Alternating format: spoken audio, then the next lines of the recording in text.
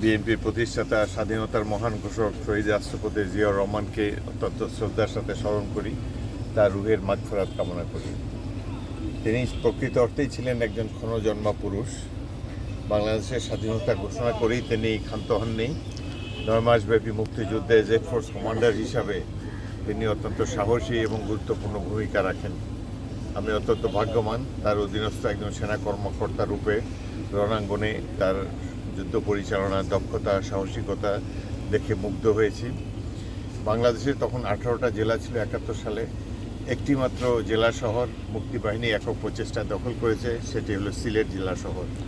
তার নির্দেশে, তার নেতৃত্বে আমি এই আক্রমণ পরিচালনা করেছিলাম। সিলেটে 15ই ডিসেম্বর তারিখে সিলেট শহরে এমসি কলেজের প্রিন্সিপালের বাসায় পাক বাহিনীর ঘাঁটি ছিল। সেই ঘাঁটির উপরে 15ই ডিসেম্বর তারিখে আমি আক্রমণ করি এবং তার সাহসিকতাপূর্ণ যুদ্ধ পরিচালনার কারণে এই সিলেট শহর ভারতীয় বাহিনীর আগেই আমরা দখল করি। তখন যুদ্ধ চলছিল সিলেট থেকে 8 মাইল দূরে খাদিমনগর এলাকায়। আমরা চা বাগানের ভিতর দিয়ে তৎকালীন মেজর জিয়াউর রহমানের নেতৃত্বে গেরিলা পদ্ধতিতে সিলেট শহরের অভ্যন্তরে প্রবেশ করি এবং এমসি কলেজের প্রিন্সিপালের বাসভবনে বাংকার সমূহের উপর আক্রমণ চালাই।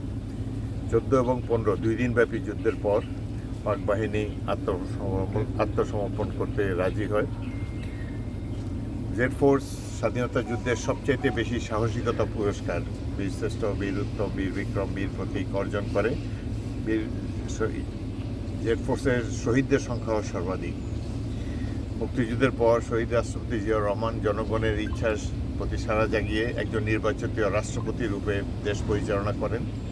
তার সময় বাংলাদেশের একটি নিরপেক্ষ পররাষ্ট্রনীতি অনুসরণ করেছেন এবং তার রাষ্ট্র পরিচালনার দক্ষতা, সততা, দেশপ্রেম জনগণের কাছে চিরস্মরণীয় হয়ে থাকবেন। তিনি বাংলাদেশের বাইরেও তার রাষ্ট্র পরিচালনা, রাষ্ট্রনায়কচিত দক্ষতার কথা বাইরেও ছড়িয়ে গিয়েছিল। সেজন্য মুসলিম বিশ্বের রাষ্ট্রনায়করা ঐক্যবদ্ধভাবে তাকে আল কুদস কমিটির সদস্য নির্বাচিত করেন। অর্থাৎ মুসলিম বিশ্বের মধ্যে বিবাদ, বিসংবাদ ইত্যাদি মধ্যস্থতা করার জন্য জিয়াউর রহমানকেই রাষ্ট্রনায়করা বেছে নেন। এটি বাংলাদেশের জন্য এক বিরাট গৌরবের বিষয়। আজকে তিনি নেই, কিন্তু তার কালজয়ী আদর্শ, জাতীয়তাবাদী আদর্শ বাংলাদেশকে পরিচালনা করছে এবং বাংলাদেশ জাতীয়তাবাদী দল 4 বার জনগণের সমর্থন নিয়ে রাষ্ট্র ক্ষমতায় এসেছে। বিগত 16 বছর অনেক অত্যাচার, নির্যাতন সহ্য করে বিএনপি এবং বিএনপি তৎকালীন চেয়ারম্যান বেগম খালেদা জিয়া অনেক দুঃসময় অতিক্রম করে আবার গণতন্ত্রকে প্রতিষ্ঠিত করেছেন। বেগম জিয়া সাম্প্রতিককালের ইতিহাসে বাংলাদেশের সবচেয়ে জনপ্রিয় রাজনৈতিক নেত্রী। আজকের এই দিনে শহীদ জিয়াকে বাংলাদেশের মানুষ গভীর শ্রদ্ধার সাথে স্মরণ করে। সারা দেশব্যাপী মানুষ তাকে স্মরণে রেখেছেন।